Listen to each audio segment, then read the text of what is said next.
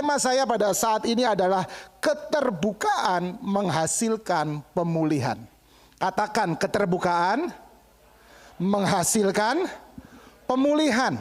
Jadi kalau kita mau mengalami pemulihan di bisnis kita, di keluarga kita, di usaha kita, pekerjaan kita, apapun juga, kalau kita mau mengalami pemulihan harus ada keterbukaan. Mazmur 32 ayat yang kelima. Kemudian saya akan membacakan juga Yakobus 5 ayat yang ke-16. Yang pertama saya akan bacakan dari Mazmur 32 ayat yang kelima. Dosaku kuberitahukan kepadamu, dan kesalahanku tidaklah kusembunyikan. Aku berkata, aku akan mengaku kepada Tuhan pelanggaran-pelanggaranku, dan Engkau mengampuni kesalahan karena dosaku. Ada beberapa kata penting di dalam ayat firman Tuhan ini. Dikatakan dosaku, ku beritahukan. Itu yang penting, yang pertama. Yang kedua, kesalahanku tidaklah kusembunyikan. Dan yang ketiga, dikatakan aku akan mengaku. Saya akan bacakan lanjut dari Yakobus 5 ayat yang ke-16. Karena itu, hendaklah kamu saling mengaku dosamu dan saling mendoakan supaya kamu apa? Sembuh. Doa orang yang benar bila dengan yakin didoakan, besar kuasanya. Di dalam ayat firman Tuhan ini juga ada beberapa kata yang penting, yaitu kata apa? Saling mengaku, saling mendoakan supaya kita sembuh. Katakan amin. Dalam firman Tuhan ini kita belajar bahwa mengaku di hadapan Tuhan dan mengaku kelemahan kita, dosa kita di hadapan sesama kita itu sangat penting. Katakan amin. Ya, banyak orang berpikir cukup mengaku saja kepada Tuhan. Yes, kita mengaku kepada Tuhan apa yang menjadi kelemahan kita. Kita beritahukan kepada Tuhan. Tetapi jangan lupa Bapak Ibu Saudara, kita masih berjuang di dalam dunia ini, dalam perjuangan daging kita. Untuk itu kita perlu orang-orang di sekitar kita yang bisa menolong kita supaya kita tidak jatuh lagi di dalam dosa yang sama. Katakan amin. Ya, saya mau berkata, memberitahukan dosa kepada orang yang kita percayai itu sangat penting. Untuk itu temukan orang-orang yang kita percayai untuk kita bisa mengaku dosa kita. Saat kita mengaku di hadapan Tuhan, saya percaya seketika Tuhan memulihkan dan mengampuni kita. Tetapi kita perlu mengambil langkah yang selanjutnya. Kita perlu mengambil step yang selanjutnya, yaitu apa? Kita menemukan orang-orang yang kita percayai untuk bisa menerima pengakuan kita. Saya mau berkata bahwa pengakuan kita akan memberikan damai sejahtera. Katakan amin. Katakan amin. Ya. Kalau kita nyimpan dosa kan hati kita gelisah ya pasti ya. Ya Pak ya. Kalau kita simpan dosa, hati kita pasti gelisah ya. Tapi kalau kita nggak ada dosa yang kita simpan, hati kita pasti damai sejahtera. Makanya saya berkata, pengakuan kita akan memberikan damai sejahtera. Dan pengakuan kita akan membuat kita menyadari apa yang masih menjadi kekurangan kita. Sehingga kita semakin berhati-hati dalam melakukan kehidupan di dunia ini. Katakan amin. Tetapi untuk langkah menuju kepada pengakuan, itulah yang harus berhasil kita lakukan. Dan saat ini saya mau membagikan beberapa hal penting supaya kita betul-betul meresponi firman Tuhan yang sudah kita baca tadi. Dosaku kuberitahukan, tidak kusembunyikan. Aku akan mengaku, aku akan saling mengaku dosa. Aku akan saling mendoakan supaya aku sembuh. Ada beberapa langkah penting yang harus kita mengerti pada saat ini. Yang pertama, Mazmur 103 ayatnya yang ke-12. Firman Tuhan berkata, sejauh timur dari barat, demikianlah dijauhkan daripada kita apa? Pelanggaran kita. Bapak Ibu Saudaraku yang terkasih, waktu kita mengaku dosa kepada Tuhan dan kepada orang yang kita percayai, Alkitab berkata kita akan sembuh. Amin. Kita akan sembuh. Kenapa kita sembuh? Karena yang pertama daripada Tuhan itu ada yang namanya melimpah pengampunan. Katakan amin. Kasih tahu kanan kirimu yang ada di gereja, yang ada di rumah, Tuhan melimpah pengampunan. Yes. Firman Tuhan berkata sejauh timur dari barat. dijauhkannya daripada kita pelanggaran kita. Semua pasti sudah tahu lagu ini ya. Ayo kita nyanyikan pujian ini sambil resapi kata-katanya. Pejamkan matamu, katakan, oh betapa besar kasih pengampunanmu Tuhan.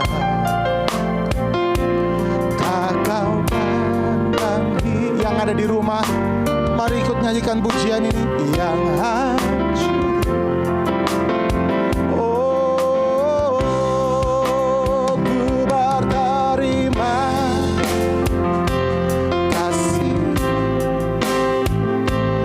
kepadamu ya Tuhan.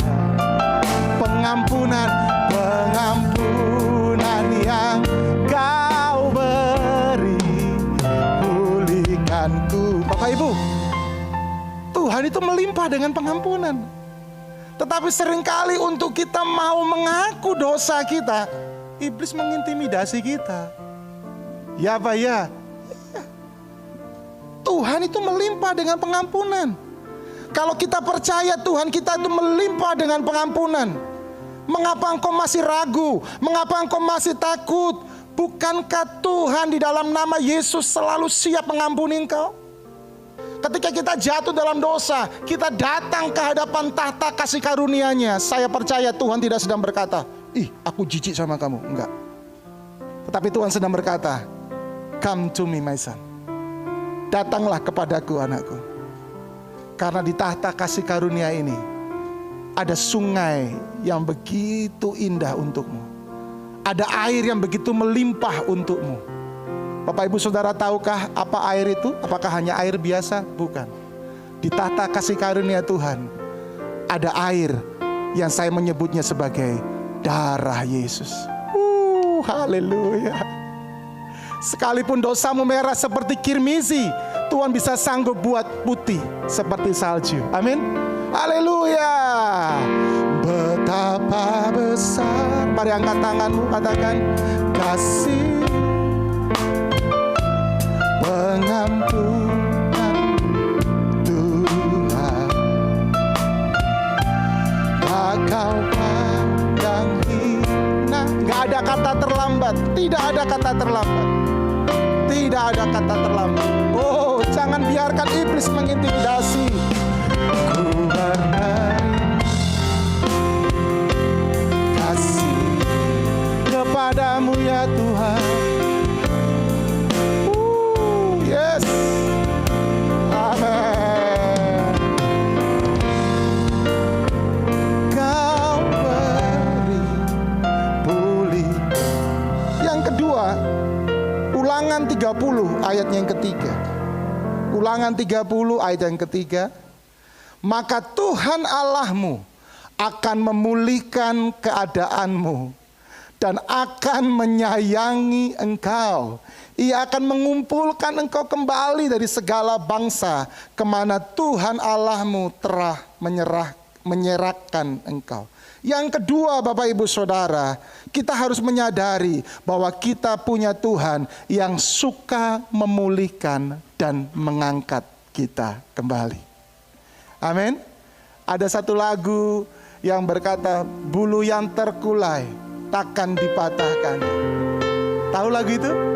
Takkan dipatahkannya, dia akan jadikan indah. Sungguh lebih berharga bulu yang telah pudar, takkan dipadamkannya, dia akan jadikan terang untuk haleluya. Kita punya Tuhan yang seperti itu. Dia suka memulihkan kita. Makanya kalau hari-hari ini iblis mengintimidasi engkau, dia sedang berkata kepadamu, tuh dosamu bejat. Hei, kita punya Tuhan yang gak pernah mengintimidasi kita. Bahkan firman Tuhan berkata dia suka memulihkan kita. Bahkan dia bukan cuma memulihkan, dia akan mengangkat kita kembali. Wow, gak ada yang terlambat bagi Tuhan. Gak ada yang terlambat bagi Tuhan. Nggak ada yang terlambat bagi Tuhan. Lanjut saja yang ketiga. Yeskiel 36 ayat yang ke-33. Yang pertama, Tuhan itu melimpah dengan pengampunan. Yang kedua, Tuhan suka memulihkan dan mengangkat kita kembali. Yang ketiga, Yeskiel 36 ayat yang ke-33. Firman Tuhan berkata, beginilah firman Tuhan Allah, pada hari aku mentahirkan kamu. Ya, pada hari aku mentahirkan kamu dari segala kesalahanmu. Aku akan membuat kota-kota didiami lagi. Nah, perhatikan kata ini. Dan reruntuhan akan dibangun kembali. Bapak Ibu Saudaraku yang terkasih, Tuhan suka membangun dari reruntuhan. Bangunan hidupmu lagi runtuh sekarang, keluargamu lagi runtuh sekarang, pekerjaanmu lagi runtuh sekarang. Tuhan suka bangun dari reruntuhan. Yang ketiga adalah apa? Tuhan suka membangun dari reruntuhan. Amin. Jangan pernah mau diintimidasi iblis yang berkata engkau nggak layak, engkau nggak layak. No. Sesuatu yang runtuh sanggup dibangun oleh Tuhan. Haleluya. Tapi jangan lupa juga, Tuhan memang melimpah dengan pengampunan. Tuhan suka memulihkan dan mengangkat kembali. Tuhan suka membangun dari reruntuhan, yes. Tapi jangan lupa Bapak Ibu, engkau harus melakukan action. Apa actionmu? Yang pertama, engkau harus beritahukan dosamu. Amin. Tadi saya katakan di awal, seringkali iblis mengintimidasi kita. Weh, kamu itu kan sudah kelihatan hebat loh di gereja. Kamu udah kelihatan hebat loh di pelayanan. Kamu udah kelihatan hebat loh di rumah tangga. Kamu udah kelihatan hebat loh di bisnismu, di pekerjaanmu. Jangan ngomong. Udah, cukup kamu sama Tuhan saja yang tahu. Saya berani katakan, itu justru intimidasi iblis. Ketika iblis berkata, cukup engkau dengan Tuhan saja yang tahu. Betul. Kita beritahukan dosa kita di hadapan Tuhan. Tapi kita perlu juga saling mengaku dosa. Amin.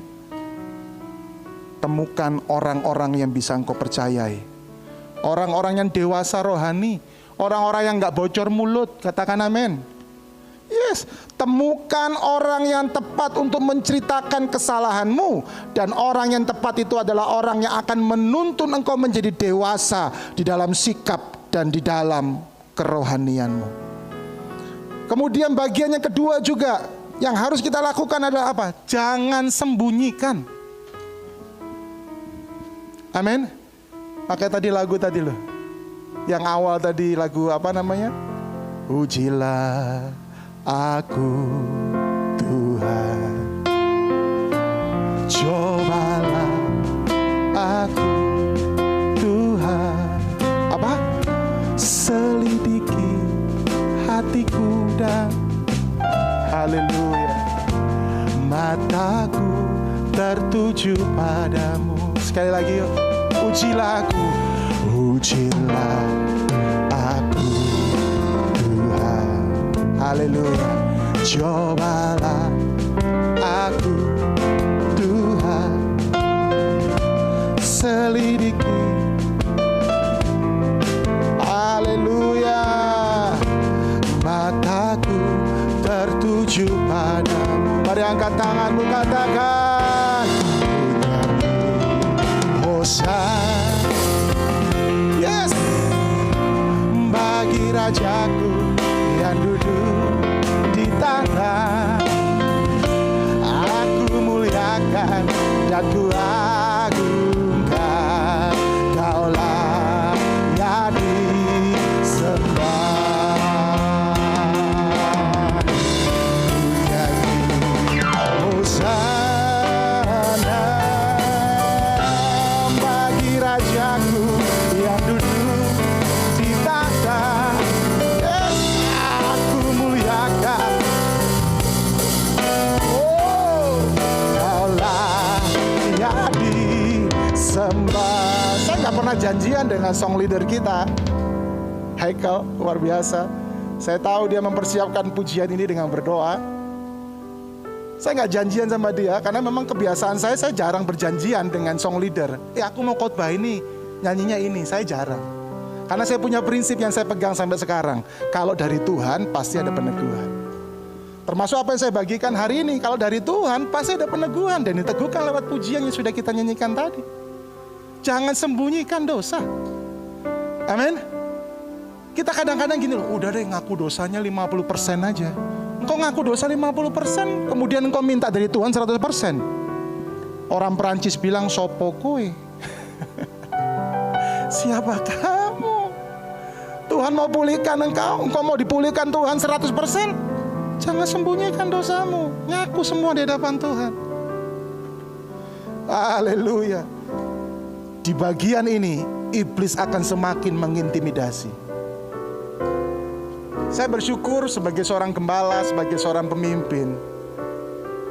Ketika saya ada fase-fase krusial di dalam kehidupan saya pasti datang kepada Tuhan, saya mengaku kepada Tuhan itu pasti. Tapi saya punya orang-orang yang saya percayai dalam hidup saya. Siapakah dia? Babe Roni dan Babe Nalawidia. Saya punya 2 orang ini. Bahkan tahun ini Tuhan percayakan saya boleh menjadi salah satu dimentori oleh Pastor Aris. Saya mengaku semua kelemahan saya kepada mereka. Karena saya tahu ketika saya mengaku kelemahan saya, ada orang-orang yang akan menguatkan saya, yaitu mereka. Bapak ibu saudaraku, jangan pernah sembunyikan. Suami, istri, jangan sembunyikan kelemahanmu kepada pasanganmu. Anak-anak muda, jangan berpacaran dengan gaya bebas. No. Saatnya kita telanjangi iblis. Katakan amin. Yang ketiga, yang terakhir, saya undang kita bagi berdiri bersama-sama. Ya, mohon maaf kalau saya harus cepat-cepat karena masalah waktu juga, masalah keterbatasan alat juga. Yang ketiga yang harus kita lakukan, selain kita memberitahukan dosa, ini baru memberitahukan loh ya.